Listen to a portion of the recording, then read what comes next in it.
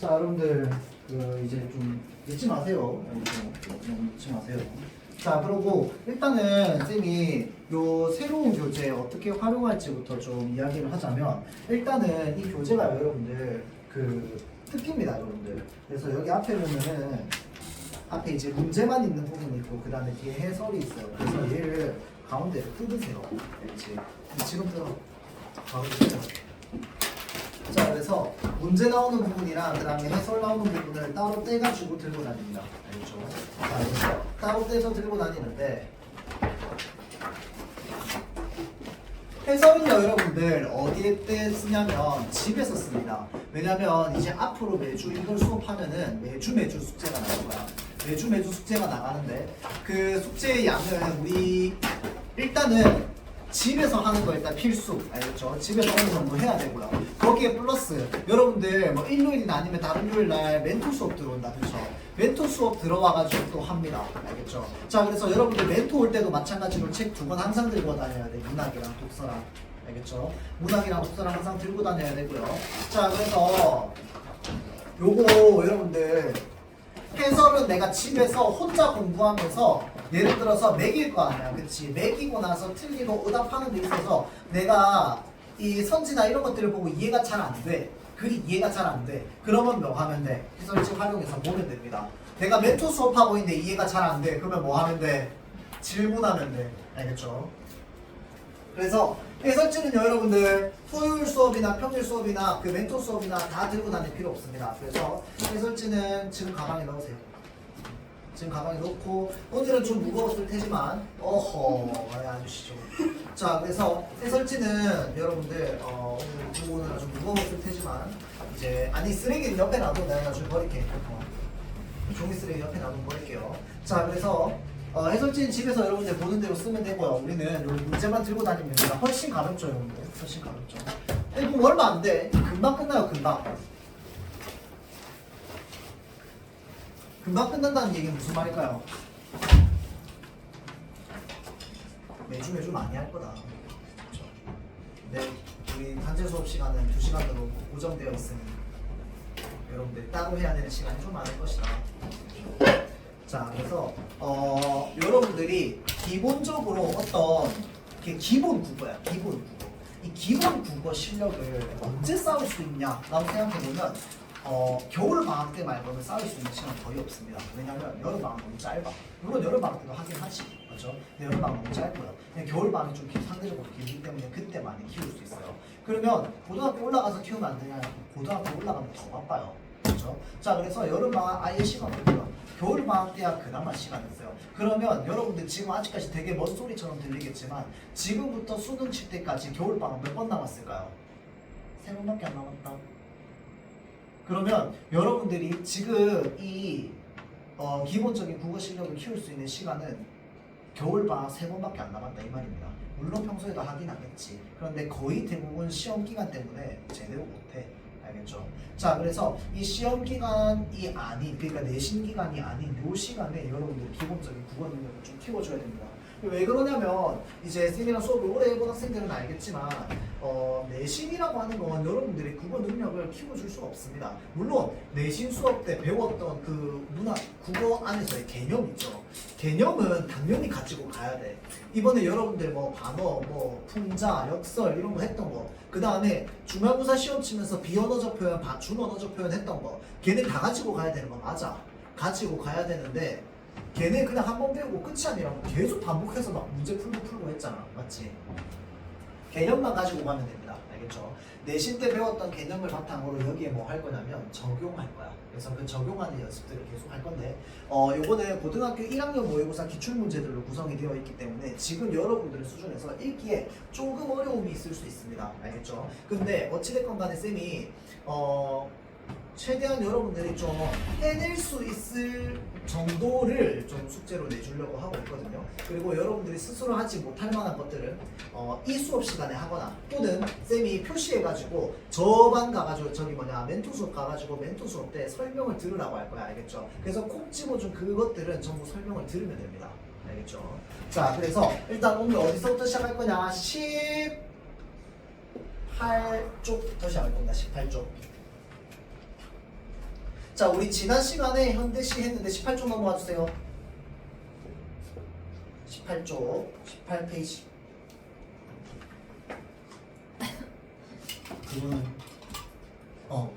그거는 미안합니다. 문학 먼저 할 거야. 자, 그래서 문학 18페이지 펼쳐주세요. 문학 18페이지. 자, 그래서 그 18페이지 앞에 있는 작품은요, 우리 지난 시간에 했습니다. 그 연두의 울다랑 남신의 줄금 박시문박 그거고요. 그 다음에 요거 18페이지 있는 거는 또 다른 겁니다. 요거는 올해 이제 고등학교 1학년 모의고사에 나왔던 작품이거든요. 자, 요것도 마찬가지야. 자, 항상 시를 읽을 때 내가 생전 처음 보는 작품이야. 맞죠? 자, 생전 처음 보는 작품 읽을 때 네 가지만 생각하라고 했어요. 뭐만 생각한다? 화자를 중심으로 화자가 무엇에 대해서 생각하고 있다. 어떤 대상에 대해서 생각하고 있다. 그리고 그 대상을 둘러싸고 있는 뭐가 있다. 놓여있는 상황이 있다. 그래서 그거를 바탕으로 우리에게 시는 무엇을 전달한다. 정서를 전달할 거다. 그래서 우리는 요 네 개만 딱 객관적으로 가지고 넘어갑니다. 그래서 객관적이지 않은 것들은 전부 뭐 해야 된다? 배제해야 됩니다. 오로지 이 관계 안에서만 보는 거야. 그래서 나 이 작가 아는데 264 일제강점기라는 사람아 일제강점기라는 거 나 아는데 대입하지 말라고 했어요. 알겠지? 자, 대입하는 게 아니고 그냥 작품 있는 그대로 봅니다. 있는 그대로 보고 있는 그대로 읽고 있는 그대로 해석해. 그럼 그 넘어가는 해석들은 어떻게 할 건데? 나중에 뒤에 보기 문제 있으면 보기 문제에 대입해가지고 보는 거야. 알겠죠? 자, 그래서 있는 그대로 대신에 시라고 하는 건 문학이란 말이야. 자, 그렇기 때문에 그 시에 있는 문장은요. 시에 있는 문장은 우리가 일상적으로 쓰는 표현이야? 아닙니다. 일상적으로 쓰는 표현 아니야. 맞죠? 자, 이 문학 이 안에서, 그러니까 이 문학 작품 안에서 해당되는 그 표현이 있어요. 그 의미를 찾아야 돼요. 맥락 안에서. 맞죠? 자, 그래서 예를 들어서 시라고 하는 문학이 있어. 그래서 어떤 문장이 있는데 그 문장이 예를 들어서 A는 B이다라는 문장이 있다고 칩시다. 자, 그러면 A는 B이다는 문학 안에서 두 가지 의미로 해석될 수 있다. 뭔데? A는 진짜 B이다라는 거랑 그 다음에 뭐야? A는 B가 아니다도 될 수도 있어. 왜 그런데? 이게 반어법이면 어떡할 거야? 맞잖아. 반어법이면 A는 B가 아니다가 되는 거잖아. 이해돼요? 자, 그러면 A는 B이다라고 하는 문장이 있을 때 얘가 반어인지 아닌지, 어떠한 표현이 사용되었는지 아닌지, 겉으로 드러나는 그 이상의 의미가 있는지 아닌지는 어떻게 하는데 우리가? 작품 자체가 가지고 있는 맥락이 있습니다. 자, 시도 다 줄거리가 있고 이야기가 있어요. 자, 그래서 그 이야기 맥락 안에서 그 표현이 어떠한 의미를 가지는지를 생각해야 돼요. 여러분들이 스스로 생각해야 돼요. 그냥 앉아가지고 저런 의미구나. 저렇게 읽는구나 라고만 생각하고 있으면 여러분들이 실제로 내가 혼자 스스로 할 때 안 됩니다. 알겠죠? 그래서 지금 여기서 선생님이 얘기해주는 방법이나 이런 것들을 실제로 여러분들이 멘토 시간에 문제를 풀 때 어떻게 해야 돼? 적용할 줄 알아야 돼. 무슨 말인지 알겠죠? 적용할 수 있어야 됩니다. 자, 한번 보도록 할게요. 자, 가시부터 보겠습니다. 나는 바다로 가는 길을 걸어간대요. 자, 지금 화자가 뭐 하고 있대요? 바다로 가는 길을 뭐 하고 있어? 걸어가고 있습니다. 행위, 상황이네요. 상황, 행위. 자, 나는 바다로 가는 길을 걸어가고 있어. 그럼 여러분들 머릿속에 뭘 떠올려야 될까? 우리 소위 말해 이 시를 읽으면 그 시 안에 그려져 있는 이미지를 떠올린다라고 얘기하거든. 이 이미지를 우리가 시 말고 일상생활에서 어떤 대상을 보고 머릿속에 이미지를 떠올리잖아. 이거 여러분들 조금 어려운 철학 지문이나 이런 거 보다 보면 자주 나오는 표현인데, 어떤 대상을 보고 이미지를 떠올리는 건 우리 일상생활에서 뭐라고 하냐면 표상을 떠올린다라고 합니다. 표상. 일상생활에서 어떤 대상을 보고 이미지를 떠올리는 건 표상을 떠올린다라고 하고요. 시 안에서 시를 읽고 이 시에 나와 있는 이미지를 떠올리는데 그 떠올리는 이미지를 우리는 뭐라고 할까요? 심상이라고 합니다. 들어본 적 있죠? 총각적 심상, 총각적 심상, 청각적 심상, 시각적 심상, 후각적 심상. 감각을 통해서 얻어지는 심상, 그게 이미지입니다. 알겠죠? 자, 그래서 나는 바다로 가는 길을 걸어간다라고 했으니까 우리는 뭘 떠올려? 시각적으로 진짜 바다로 가는 길을 떠올려, 일단은. 맞죠? 자, 그러고 나서 노란 호박꽃이 많이 핀 돌담을 끼고 황혼이 있답니다. 자, 황혼이 여러분들 뭔지 모를 테니까 끊고 지금 뭐가 있대요? 바다로 가는 길에 쭉 길이 나 있는데 어떻게? 일자로 나 있는데 그 옆에 뭐가 있대요? 돌담들이 있대요. 머릿속에 그림. 자, 돌담이 있고요. 그 다음에 황혼이 있답니다. 황혼이 뭘까요? 근데 황혼 내가 얘기하지 않았나? 주홍아, 황혼이 뭐야? 해질녘 맞죠? 저기 있었잖아. 저거 운수 좋은 날에 있지 않았어? 아닌가? 기억이 좀 가물가물한데. 자, 황혼이라고 하면 해질녘을 말합니다. 황자가 누를 황자야. 자, 그래서 하늘이 이제 해가 산 뒤로 넘어가가지고 이제 해는 하늘에 안 보여. 근데 이제 하늘이 아직까지 누리끼리 하고 막 뭐 좀 이제 해질녘 되면 노을 지고 그다음에 뭐 보라색으로 보이기도 하늘이 그다음에 핑크색으로 보일 때도 있고 그런 게 뭐야 지금 황혼입니다. 황혼 도시기 맞죠? 자, 그러니까 지금 시간적 배경 뭐야? 황혼 해질녘. 그 다음에 공간적 배경 뭐야? 바다로 가는 길인데 지금 돌담을 끼고 있는 길. 머릿속에 그려지죠? 자, 다음 돌담을 돌아가면 바다가 소리쳐서 부른대요.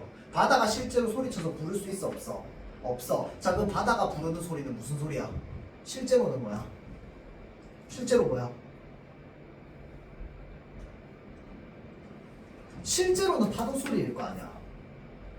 실제로 부를 수는 없잖아. 맞죠? 실제로 부를 수는 없으니까 소리쳐서 부른다라고 하는 건 파도 소리가 들린다는 거야. 자, 그러면 파도 소리가 이 문장을 일상적인 문장으로 바꾸면 어떻게 바꿀 수 있을까?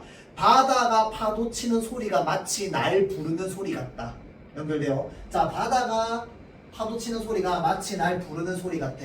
돌담을 돌아가면 뭐가 있었던 거야? 바다가 있었던 거야. 그 바다가 치는 파도 소리를 들으니 날 부르는 것 같아. 맞죠? 자, 다음 바다 소리에 내가 젖는답니다. 바다 소리에 내가 젖을 수 있어 없어?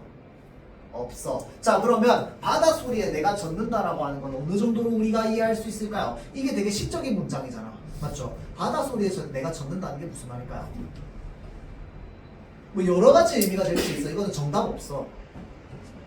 바다 소리에 내가 빠져든다라고도 볼 수 있겠지. 바다에 내가 젖는다라고 하는 게 바다에 영향을 받는 거잖아. 맞죠? 자, 그러면 바다 소리가 실제로 날 젖게 만들 수는 없으니 바다 소리에 젖는다라고 하는 건 뭐야? 내가 바다 소리에 영향을 많이 받는다는 거겠지. 그럼 뭐야? 내가 바다 소리에 마음이 많이 끌리는 거겠죠. 맞죠? 자, 그러면 우리가 이 문장을 보면서 화자가 바다 소리에 되게 많이 끌리는구나 라는 것까지 만약에 연결했다면 여기서 해야 되는 생각은 뭘까요? 왜야 왜? 자, 우리가 일상적으로 생각해보면 우리 입장에서 바다 보면 기분 좋은 거 당연한 거지. 맞죠? 근데 시 안에선 당연하면 안 돼. 왜 기분 좋지 생각해야 돼요. 맞지? 그리고 이 사람이 사실 기분 좋은지 안 좋은지도 몰라. 그냥 바다 소리에 젖는다. 바다 소리에 내가 영향을 받는데 그래서 뭐 영향을 받고 왜 영향을 받는지를 생각해야 돼요. 밑에 나오겠지. 맞죠? 자, 물방울이 생활처럼 차답니다. 자, 물방울이 생활처럼 차답니다. 자, 그럼 이거는 여러분들 뭘 말하고 싶은 걸까? 물방울이 차갑다는 걸 얘기하고 싶은 거야? 내 생활이 차갑다는 걸 얘기하고 싶은 거야? 뭘 얘기하고 싶은 걸까요? 내 생활이 차갑다를 얘기하고 싶은 겁니다. 자, 그러면 여기서는 우리가 일반적인 이미지를 좀 떠올려 보자면 생활이 차가우면 혹시 살만한 것 같아? 좀 살기 힘든 것 같아요? 어떤 느낌이 들어? 생활이 차갑대요. 자, 물방울이 생활처럼 차갑다는 건 지금 내 생활이 차갑다는 거거든요. 물방울이 차가운 건 다 알잖아. 바다 물방울 당연히 차갑겠지. 근데 그 물방울이 생활처럼 차갑다는 건 무슨 말인데? 그러니까 정확한 의미는 몰라. 자, 모르는데 적어도 생활처럼 차갑다라고 할 때 생활이 차갑다는 건 뭔데? 적어도 살기 힘든 상황이다 정도는 볼 수 있습니다. 알겠죠? 자, 그래서 화자의 지금 생활은 어떤 생활? 굉장히 부정적 상황을 의미한다는 걸 우리가 좀 생각해 볼 수 있어요. 자, 그러면 물방울이 생활처럼 차다를 보면서 우리는 무슨 생각할 수 있어? 아이고, 이 사람 살기 힘든가 보구나 정도 떠올릴 수 있겠죠. 자, 몸에 스며든대요. 그래서 여기 한 번 더 얘기합니다. 요새는 모든 것이 짙은 커피처럼 너무도 뭐하대요? 쓰답니다. 아, 이 세상 모든 것이 너무 씁다 라고 얘기하면 이 사람 살기 힘든 것 같아? 쉬운 것 같아? 힘든 것 같지 않아요? 지금 삶의 난이도가 굉장히 높아 보이지 않나요? 맞죠? 이 사람 지금 삶의 난이도가 굉장히 힘들어 보이나 봐. 높아 보여. 맞죠?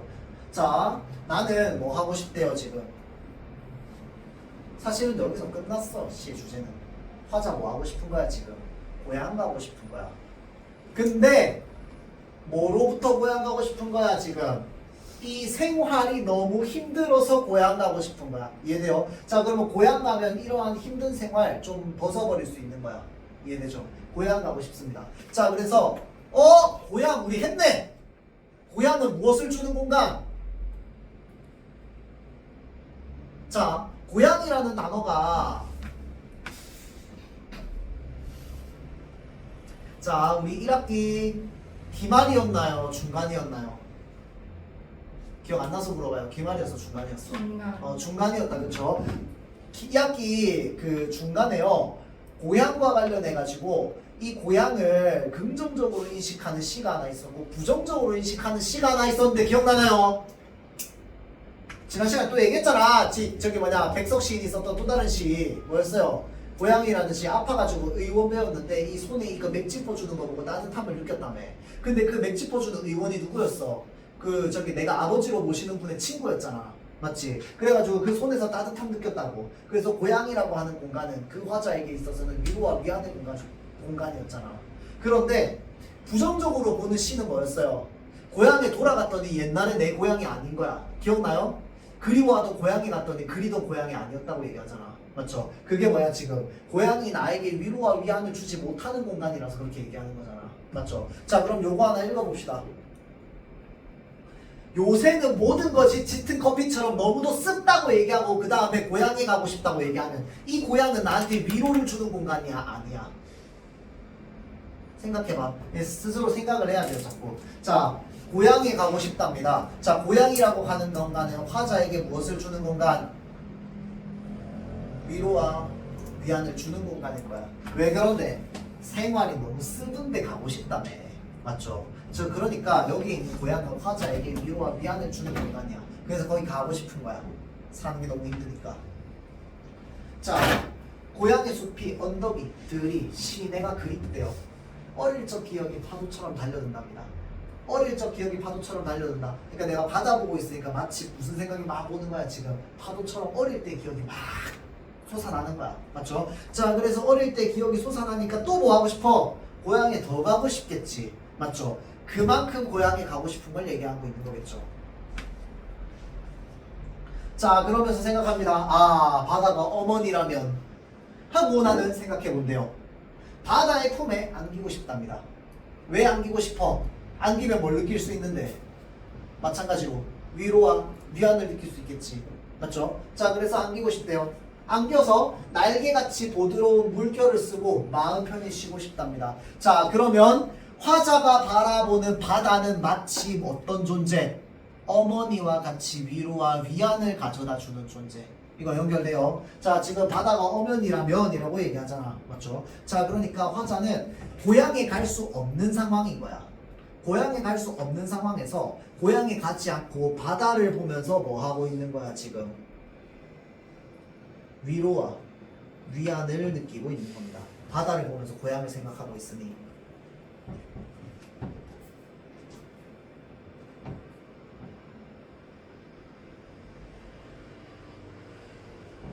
자, 그래서 연결. 수평선 아득히 아물거리는 은색의 향수. 향수가 뭔데요?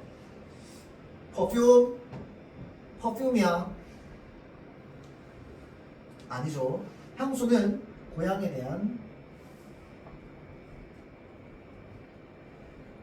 그리움을 말하는 단어입니다. 뿌리는 향수도 향수지. 자, 여기 말하는 향수는 뭐야? 고향에 대한 그리움이죠.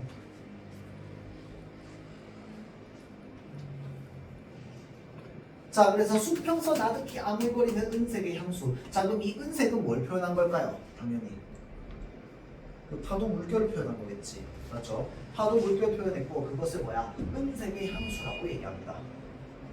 자, 그래서 이런 것도 지금 파도를 은색의 향수라고 얘기했기 때문에 바로 이제 연결해서 비유한 거라서 이런 것도 은유법에 해당합니다. 꼭 파도는 은색의 향수다 이런 표현 없어도요. 이거는 지금 파도를 은색의 향수로 은유한 겁니다. 은유법이야. 자, 그래서 나는 찢어진 추억의 천막을 깃는답니다. 자, 화자에게 있어서 추억은 어떤 것이었어? 마치 찢어진 천막 같은 거였네. 자, 그러면 찢어진 천막인데 그걸 기운다는 건 뭐야? 상처가 나 있으면 그것을 회복한다는 걸 말하는 거겠죠. 맞죠? 자, 그래서 찢어진 추억의 천막을 깃는다라는 건 찢어진 걸 회복한다는 겁니다. 그럼 뭘 통해서 회복하는데? 받아보면서 회복하지. 맞죠? 자, 그래서 찢어진 추억의 천막을 깃는다는 건 화자가 지금 뭘 하고 있다? 회복하고 있다 이 말입니다. 자, 그러면 연결해 볼까요? 화자는 무엇을 보고 있어? 바다를 보고 있어. 맞죠? 근데 이 바다가 마치 뭐 같은 존재인 거야? 어머니 또는 고향을 떠올리게 하는 존재인 거야. 맞죠? 그래서 나에게 뭘 가져다 줘? 위로를 가져다 줘. 연결. 자, 그러면 위로를 가져다 주었기 때문에 나에게는 뭐가 되었어? 상처가 회복될 수 있는 회복의 계기가 되었어. 자, 그럼 이것이 길게 얘기했지만 짧게 얘기하면 뭐야? 아, 삶의 난이도가 너무 높다. 바다 보고 힐링하자. 이거 아니야. 맞죠? 자, 그래서 바다 보고 힐링하는데 뭘로 힐링하는 거야? 바다 보면서 고향 떠올리면서 힐링하는 거죠. 맞죠? 자, 다음 마음의 태양. 이건 좀 어렵습니다. 자, 요거는요, 예를 들어서 A라고 하는 시어가 있고요, B라고 하는 시어가 있으면 얘가 작품 안에서 일상적인 의미로 안 쓰일 수도 있잖아. 그치? 그러면 뭐 해야 돼? 아까 얘기했듯이 이 전체 글이라고 하는 맥락 속에서 파악해야 될 거 아니야. 맥락 속에서 파악할 때요, 얘 시어랑 얘 시어가 서로 어떤 관계를 가지고 있는지를 좀 생각해 보면 좋습니다. 그래서 제일 쉬운 관계는 뭐야? 대조적 관계지. 그래서 얘는 긍정, 얘는 부정이야. 그럼 화자는 뭐가 더 좋은 거야? A가 더 좋은 거겠지. 이렇게 파악할 수 있는 거. 그런데 비슷한 거야. 그러면 뭐야? 화자가 이 비슷한 것들을 나열해가지고 어떤 메시지를 전달하고자 하는지를 생각해 봐야겠지. 자, 그래서 어떤 시어들이 나와 있으면 이 시어들은 각각의 관계 안에서 어떠한 관계를 형성하고 있는지 떠올려 볼 필요가 있습니다. 알겠죠? 자, 이거 한번 볼게요. 자, 화자가 말하는 말투를 잘 유심히 보세요. 꽃사이 타오르는 햇살을 향하여 고요히 돌아가는 해바라기처럼. 자, 어떤 문학 작품이 시작된다라고 하는 건 뭐냐면 여기에서 하나의 세계관이 시작하는 겁니다. 마치 여러분들이 영화관 들어가서 영화 보는 거랑 똑같아. 영화 보면 그거 실제라고 생각하면서 봐? 아니잖아. 그 영화 세계관 안에서 볼 거 아니야. 맞죠?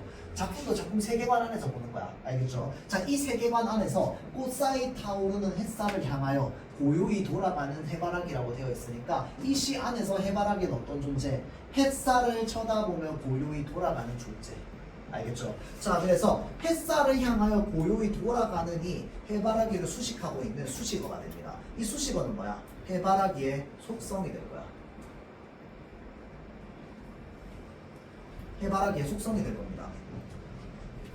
자, 나중에는 이렇게 필기 많이 안 합니다. 그냥 맥락 보고 바로 파악할 거라서.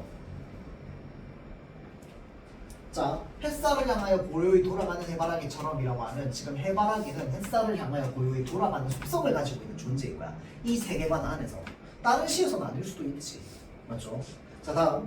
높고 아름다운 하늘을 받들어서 그 속에 맑은 넋을 살게 하라라고 되어 있네. 자, 여기에 우리가 표시를 좀 해볼게요.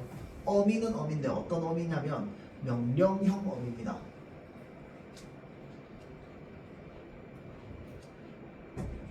자, 명령형 어미는 여러 가지 의미를 가지고 있는데 일단 첫 번째, 화자가 그렇게 하라고 얘기하는 거잖아.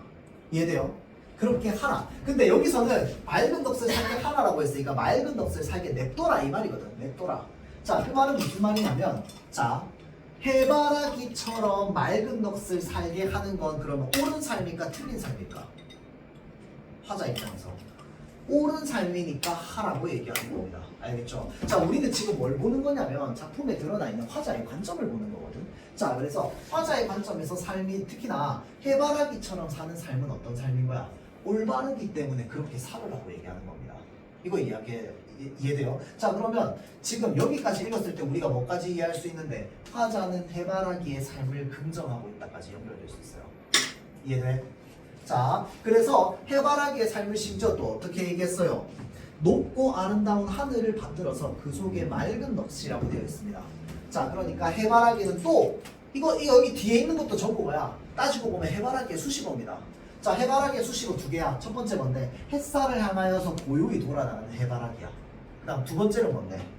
높고 아름다운 하늘을 받들어서 그 속에 맑은 넋을 살고 있는 해바라기야. 이거 이해돼요? 자, 그래서 이게 전부 해바라기의 속성들입니다. 그리고 그렇게 살게 하라라고 하는 건 뭐야? 해바라기 찬처럼 사는 건 옳은 삶인 거야. 이해돼요? 자, 그래서 해바라기의 삶을 화자는 지금 뭐 하고 있어? 긍정하고 있습니다. 긍정. 자, 이거 멍 때리면 안 돼요. 한마디도 멍 때리면 안 돼. 다 따라와야 돼. 생각의 흐름을. 지금 내가 어떻게 읽고 있는 거냐면 이 작품을 처음 읽을 때 어떻게 읽어야 되는지를 지금 얘기하고 있는 거야. 알겠지? 실제로 나는 읽으면서 이런 것들을 생각하면서 읽는단 말이야. 여러분들이 그게 100% 돼? 안 될 거 아니야. 왜 안 되는데? 연습이 안 됐으니까 안 되지. 계속 연습하려면 생각하는 흐름을 따라와야 돼요. 알죠? 자, 다음. 가시밭길을 넘어서 그윽히 웃는 한 송이 꽃은. 자, 이제 여기에서 뭐로 넘어갔어? 시어가 지금 해바라기에서 한 송이 꽃으로 넘어갔어요. 눈물의 이슬을 받아 핀다 한오리. 깊고 거룩한 세상을 우러르기에 삶과 육신의 괴로움도 달게 받으라 라고 되어 있습니다. 자, 이것도 마찬가지로 이 한 송이 꽃의 속성이 그러면 뭐지? 속성 찾으러 가볼까요? 자, 가시밭길을 넘어서 그윽히 웃는 거 뭔데? 요 한 송이 꽃의 속성입니다. 그럼 가시밭길을 넘는 게 무슨 말인데요? 꽃을 넘을 수가 없는데요? 나도 몰라. 맞죠? 자, 나도 모르는데 적어도 가시밭길이라고 하는 것 자체가 긍정적인 의미로 쓰였을까? 부정적인 의미로 쓰였을까? 부정적인 의미로 쓰였겠지. 혹시 가시밭길 좋아하는 사람 있어요? 내 인생이 가시밭길이었으면 좋겠다. 있나 혹시? 없어? 오케이. 자, 모두 다 피하고 싶은 대상입니다. 맞죠? 자, 그래서 이 가시밭길을 넘어서 그 기우는 한 송이 꽃이라고 하는 거. 그럼 한 송이 꽃은 뭐야? 안 좋은 거, 시련, 뭐 힘든 거 이런 것들을 넘어서서 웃고 있는 한 송이 꽃을 말하겠지. 맞죠? 자, 눈물의 이슬을 받아 핀다 하노니 깊고 거룩한 세상을 우러르기에. 자, 눈물의 이슬을 받아 피고요. 깊고 거룩한 세상을 우러르는 꽃 누군데? 한 송이 꽃이야.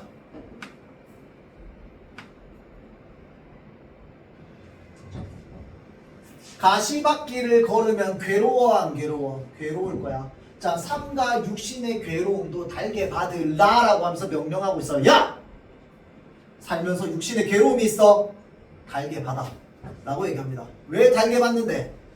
왜 달게 받아? 얘는 가시밭길 넘어서 그윽하게 웃고 있거든. 그러니까 너도 뭐해? 가시밭길 지나서 그윽하게 웃는 존재가 되십시오. 라고 명령하고 있는 겁니다. 이거 이해돼요? 자, 그러니까 삶과 육신의 괴로움도 달게 받으라라고 얘기하잖아.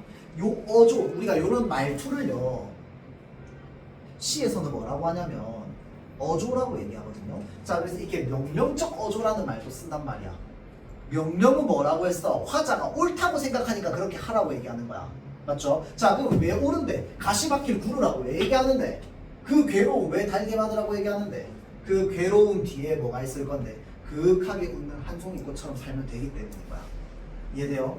자, 다음 연결. 괴로움에 진짓 웃을 양이면, 그러니까 괴로움에 웃을 거이면 슬픔도 오히려 아름다운 것이 된다. 이제 봐봐, 여기까지 맥락 이해됐으면, 화자가 말하고자 하는 바가 이해됐으면 요거는 그냥 당연한 거야. 왜 그런데? 봐봐, 육신의 괴로움도 달게 받으면서 살라며. 그러면 그렇게 사는 사람은 괴로움에도 웃겠지. 괴로움이 지나서 웃겠지. 그러면 슬픔이 오히려 아름다운 것이 될 거라는 거야. 그럼 슬픔이 괴로움이겠죠. 맞죠? 자, 그래서 당연한 것이 됩니다. 자, 다음 고난을 사랑하는 이. 자, 그러면 이 시에 고난을 사랑하는 이 두 명 나왔습니다. 누굴까요?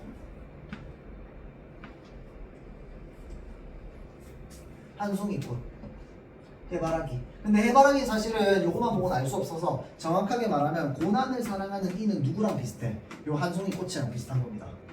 맞죠?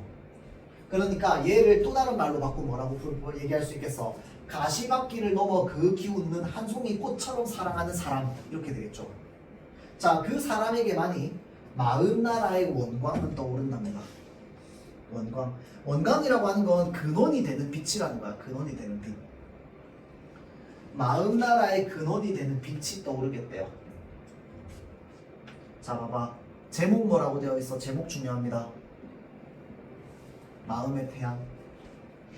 연결해볼까? 마음 나라의 원광은 뭐랑 똑같을까요? 얘랑 똑같겠네. 자, 그럼 연결해봅시다. 마음의 태양이 뜬다는 건 좋은 의미일 것 같아요. 자, 그러면 마음의 태양을 뜨기 위해서는 어떻게 살아야 돼?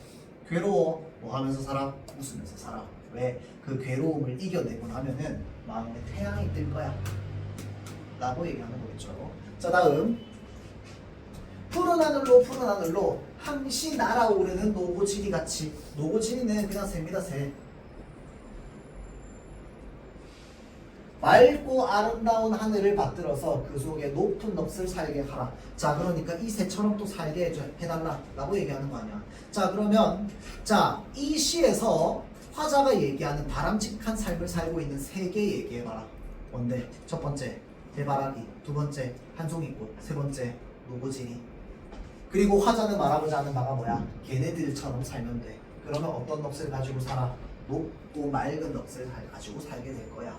그러니까 화자가 지금 명령하면서 얘기하는 건 지금 읽는 여러분 보고 그렇게 살아야 된다고 얘기하는 겁니다. 맞죠? 그럼 왜 그렇게 살아야 된다고 생각하는데? 화자 입장에서는 얘네들이 진짜 높은 가치를 가지고 있다고 생각하기 때문이겠지. 맞죠?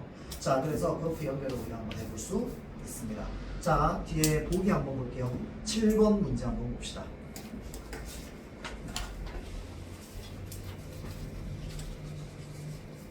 화자를 잘 생각하세요. 자, 시에는 상황에 대한 화자의 인식이 반영되어 있대요. 화자가 자신이 처한 상황이 부정적이라고 인식하는 것은, 자, 그러한 상황을 뭐 하고 싶은, 극복하고 싶은 화자의 의지를 드러내는 방법이 되기도 한대요. 이게 매번 그런 게 아니고 지금 보기에서 그렇게 얘기하는 거야. 알겠죠? 이거는 여기에 있는 말은 진리가 아니에요, 여러분들. 이 보기는 뭐냐면요,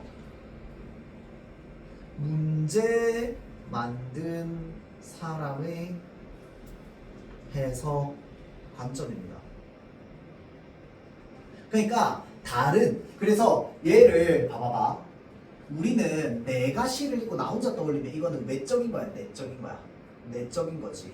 자, 근데 이거는 지금 문제 만든 사람의 근거잖아. 맞죠? 그러면 이건 뭐야? 외적인 거거든, 외적. 자, 그래서 이 보기를 뭐라고 하냐면요, 외적 준거라고 얘기합니다.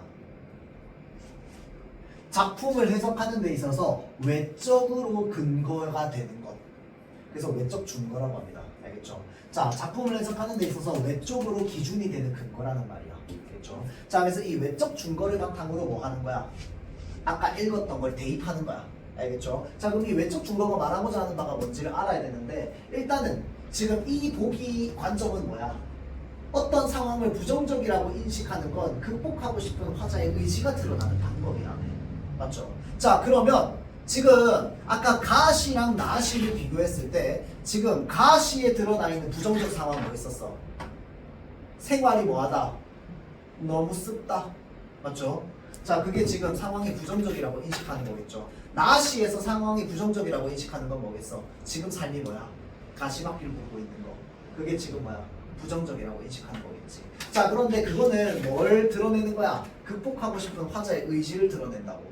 자, 그래서 가의 화자는 바닷가에서 과거의 긍정적인 기억을 떠올리면서, 과거의 긍정적 기억이 뭐였어? 어떤 기억이었어? 무슨 생각이야? 고향에 대한 생각이죠. 자, 고향을 떠올리면서 삶의 상처를 치유하고자 합니다. 삶의 상처를 치유하고자 하는 표현 어디에 있었어? 찢어진 추억의 천막을 깁는다. 기억나요? 자, 지금 시에 나왔던 그 시어를 여기에 다 대입시켜야 되는 거야. 이거를 거기다 대입시켜야 되는 거야. 알겠죠? 자, 삶의 상처를 치유하고자 하는 표현 어디에 나왔어? 찢어진 추억의 천막을 깁는다는 표현에서 나왔어. 아까 회복이 얘기했잖아. 회복이 치유랑 똑같은 말이잖아. 그렇죠? 그 다음, 한편 나의 화자는 자연물이라는 모습을 제시하고, 자연물의 모습 뭐 있었어? 세 가지 있었습니다. 첫 번째 해바라기, 두 번째 한송이꽃, 세 번째 노고지리. 맞죠? 자, 자연물의 모습을 제시하고 그들처럼 삶의 고통을 받아들이면서, 삶의 고통을 받아들인다 어디에 나와 있었어? 가시밭길에 있어도 가시밭길을 넘어서 웃는다며. 맞죠? 자, 그래서 삶의 고통을 받아들이면서 괴로움에 짐짓 웃을 양이며, 이것도 마찬가지로 고통을 받아들이는 겁니다. 그렇죠? 고통을 받아들이면서 숭고한 태도로 살겠다고. 자, 그러니까 지금 숭고한 태도를 보이는 존재 누구야? 꽃, 해바라기, 그 다음에 노고지리. 자, 그래서 그들의 숭고함을 어떻게 얘기하고 있어? 지금 한 송이 꽃은 거룩한 세상을 우러러보고 있다. 자, 그 다음에 해바라기는 높고 아름다운 하늘을 받들어 살고 있다. 노고지리는 맑고 아름다운 하늘을 받들어 살고 있다. 이게 뭐야? 지금 거룩한 삶인 거야. 이해돼요? 자, 그래서 연결하면 숭고한 태도로 살겠다고 스스로 다짐하는 태도를 보입니다. 뭐를 통해서? 자연물을 보면서. 이해되죠? 자, 내가 화자가 있는데 저기 날고 있는 노고지리. 자, 이거 새야. 불이. 자, 날아다니고 있어. 저 새를 보면서 뭐야? 나도 저렇게 살아가겠어. 웃음 참지 마. 자, 그래서 그렇게 얘기하고 있는 겁니다. 알겠죠? 아, 참. 생각보다 설명하는 시간이 오래 걸리구나. 하나 더 해야 되는데.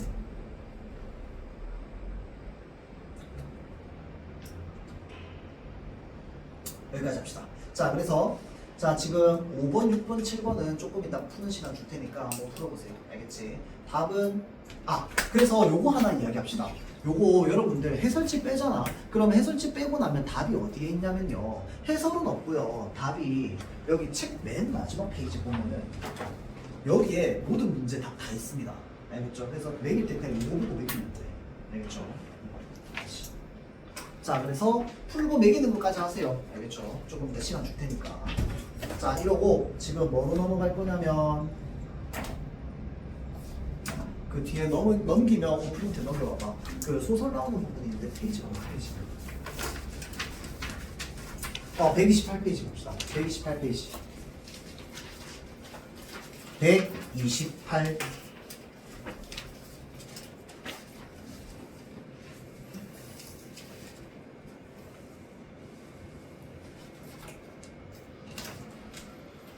자, 다음 현대소설입니다. 필기 좀 할게요.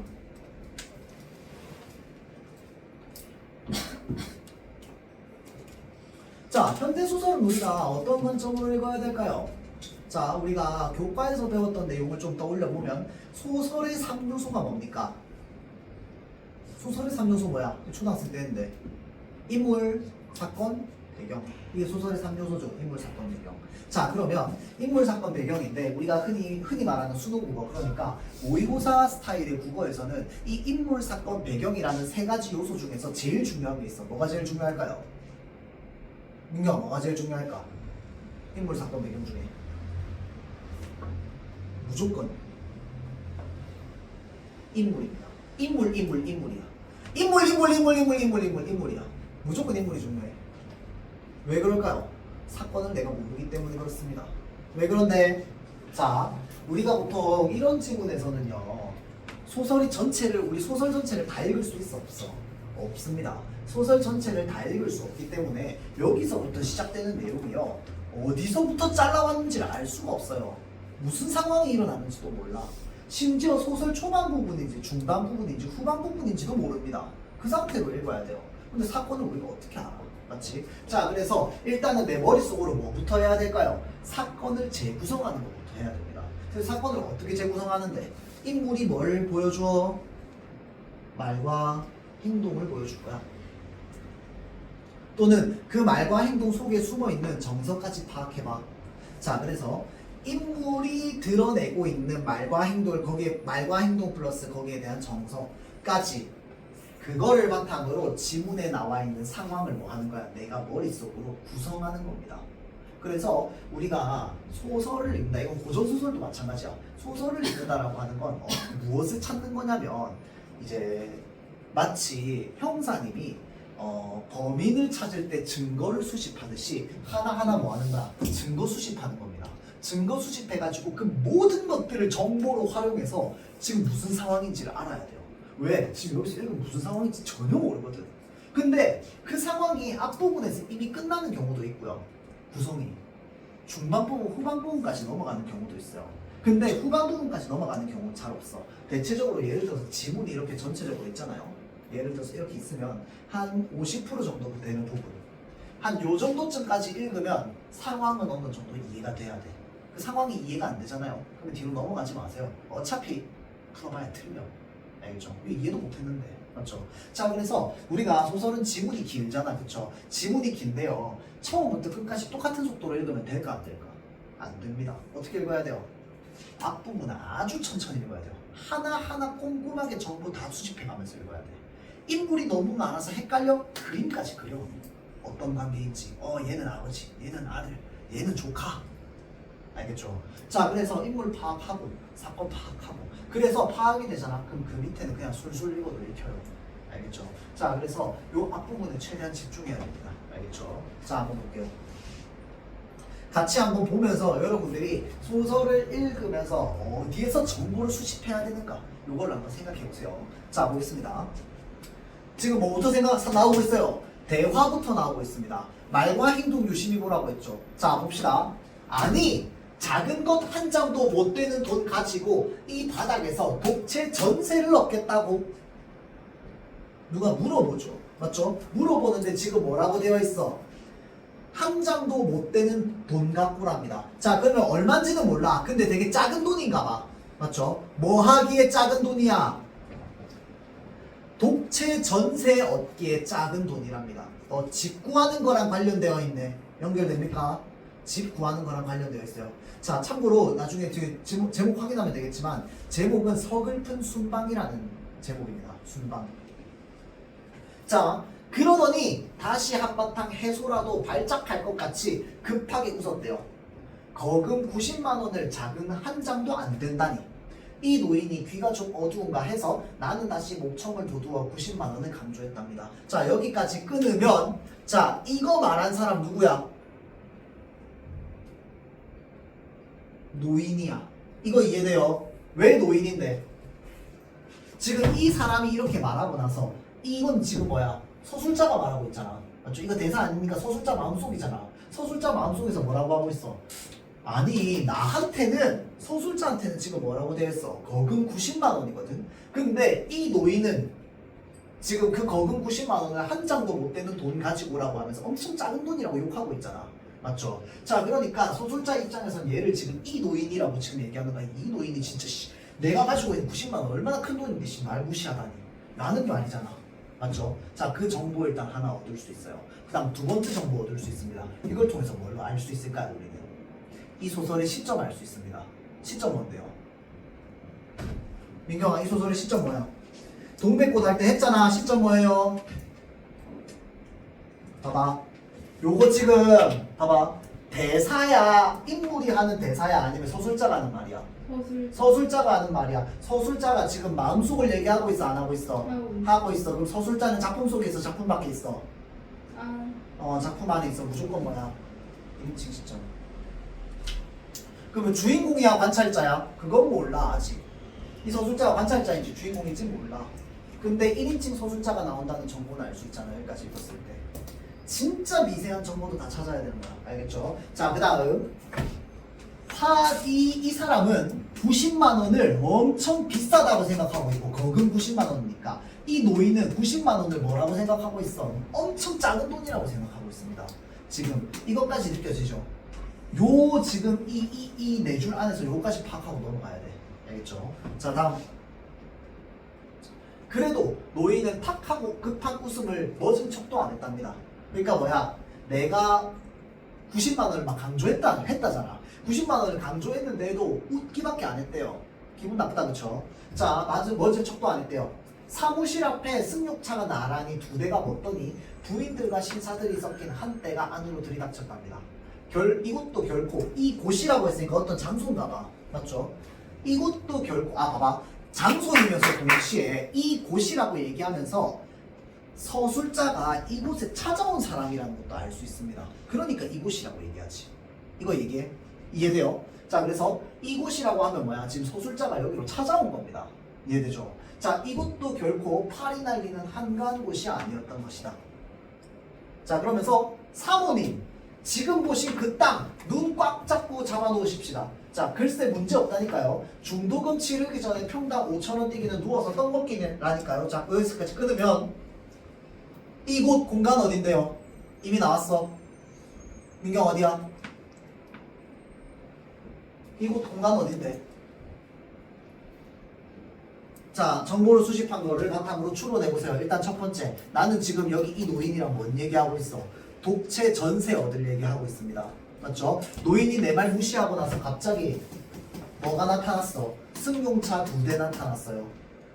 자, 신사들과 부인들이 나타났는데 사모님 지금 보신 그 땅 눈 꽉 잡고 잡아놓으십시다 라고 얘기합니다. 공간 어디야? 이곳 어디야 지금? 부동산. 부동산이죠. 이거 이해돼요? 여기 지금 부동산 아닙니다.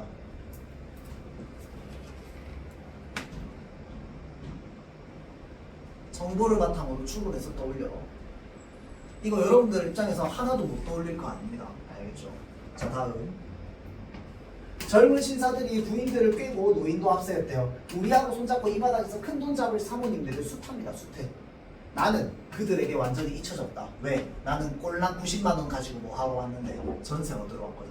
노인이 나랑 얘기하다 바로 누구한테 갑니까? 저 돈 많은 사람들한테 갑니다. 맞죠?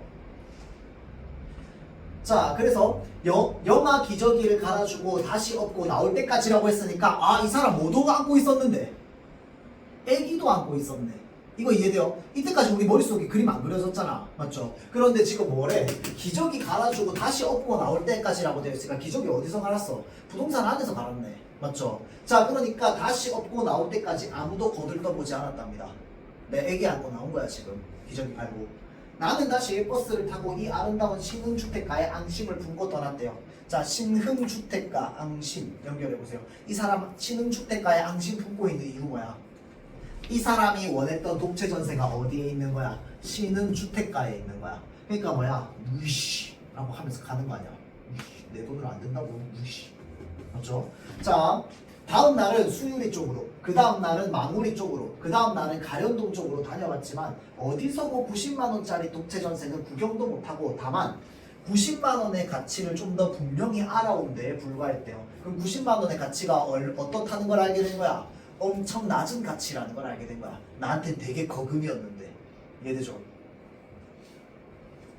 결국 우리는 의논을 다시 해서 독채는 아니더라도 안집으로부터 뚝 떨어진 부엌도 따로 있고 출입문도 따로 있어서 독립된 오붓한 생활을 할 수 있는 전세방을 구하기로 합의했대요. 자, 그러니까 이제 뭐야? 내가 원하는 집의 급을 낮춘 거야. 내 돈으로는 안 되니까. 맞죠? 어차피 전셋집도 못 되는 전세방을 구할 바야. 그게 전셋집이라고 하는 건 뭐야? 집 전체를 전세 내는 거야. 맞죠? 근데 예전에는 방도 전세를 낼 수 있었어요. 왜냐면 전셋집까지도 못하는 사람들은. 그래서 이제 예전에는 왜 좀 아파트나 이런 게 아니고 구축집 같은 경우에는 예를 들어서 대문이 이렇게 있어. 대문 열고 들어오면 안에 이제 안치 있고요. 그 다음에 이렇게 해가지고 막 다른 방들도 있고 막 그랬단 말이야. 그러면 이제 여기에는 본 가족들이 살아. 그럼 여기에는 세 내주고 세 들어 사는 사람들 여기서 살기도 하고 그랬어요. 맞죠? 그러니까 전셋집은 안 될 것 같고 지금 뭐 구하러 다니는 거야? 전세 방 구하러 다니는 거야. 집은 안 될 것 같고. 맞죠? 자, 그래서 지금 전세방을 구하기로 하겠다.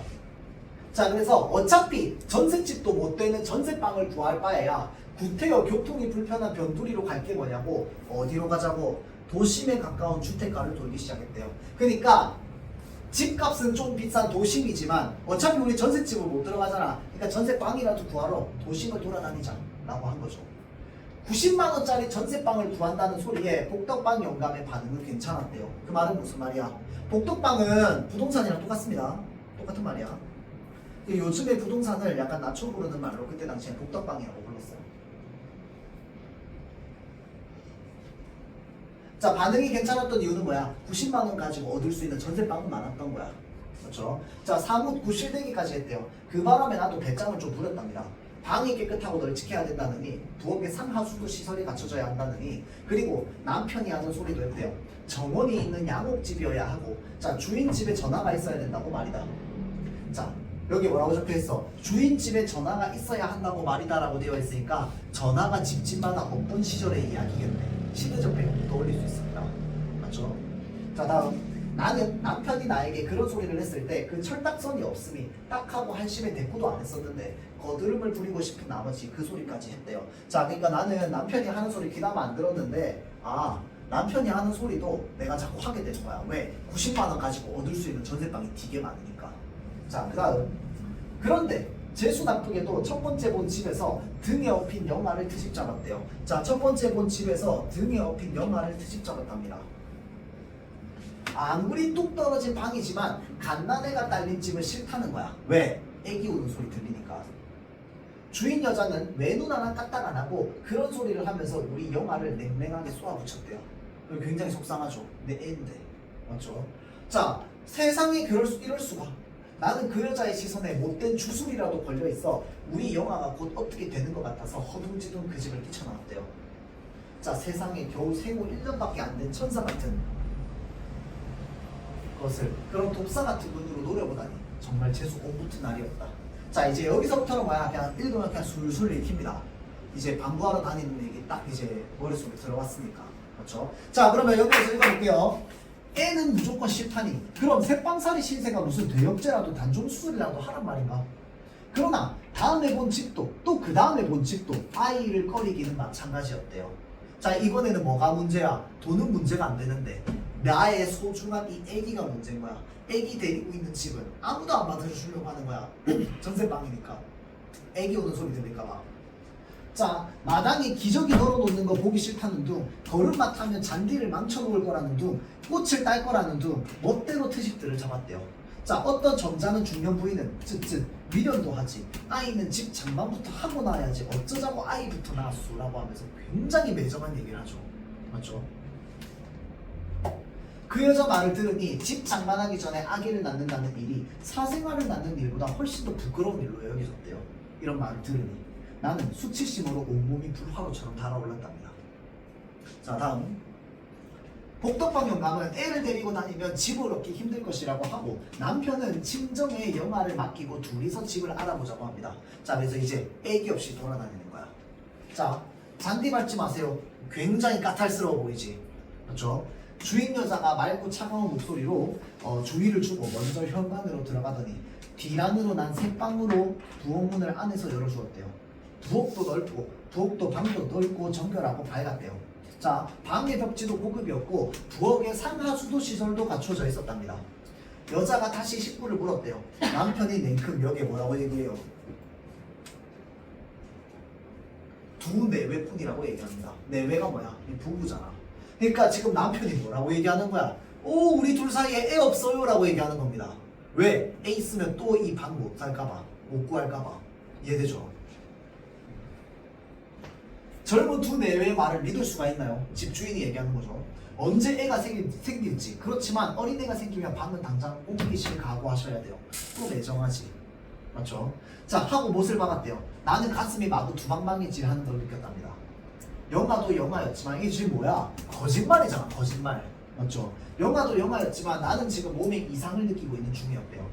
어머니의 해몽에 의하면 아들이 틀림없다는 용군까지 꾼 뒤였고 나도 낳는 김에 아주 아들 하나 더 낳고 그만둘 셈이었다라고 되어 있으니까 지금 나의 뱃속에 또 다른 아기까지 있는 거야. 맞죠? 그런데 이 여자는 남의 배까지 흘끔흘끔 보면서 이런 야박한 소리를 거침없이 하는 것이었대요. 굉장히 매정하다, 그렇죠? 자, 나는 집에 대한 정내미까지 뚝 떨어지고 말았답니다. 그래도 남편은 이 집을 얻기를 고집했고 남편은 이 집에 무조건 들어가지요.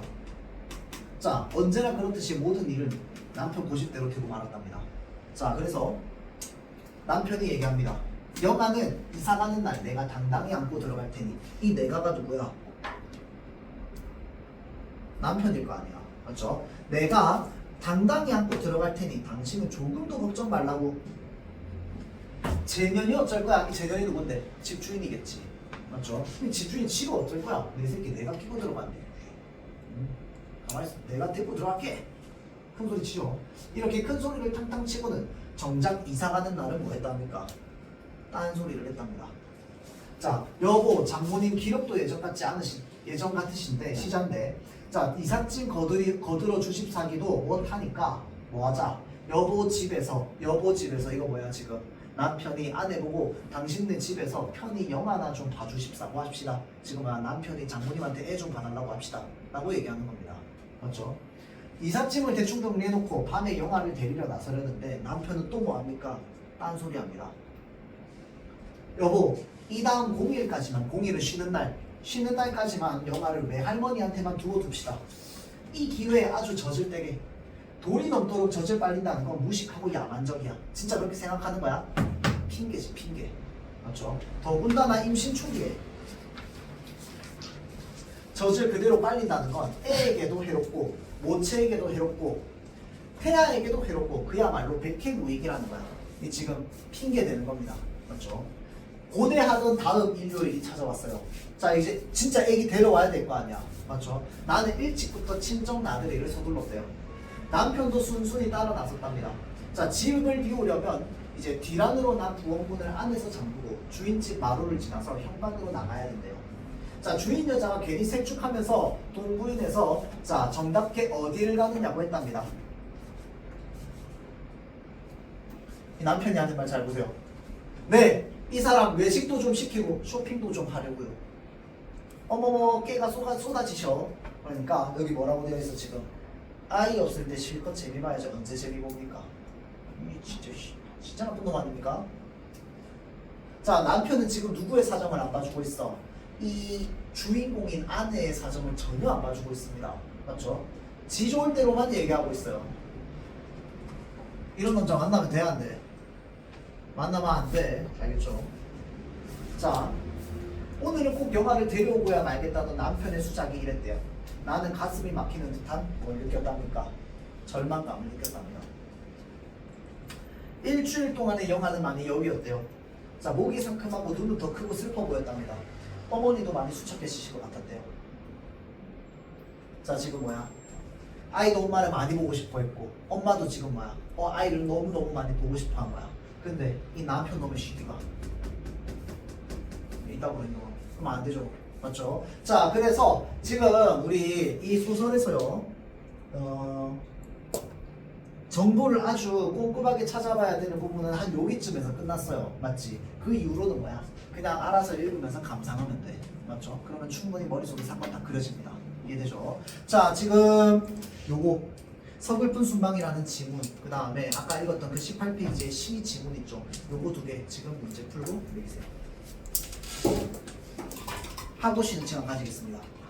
쉬는 시간 얼마나 줘요? 5분 7. 다음번에 시간 줄게요. 오늘 아직 할 게 남았다.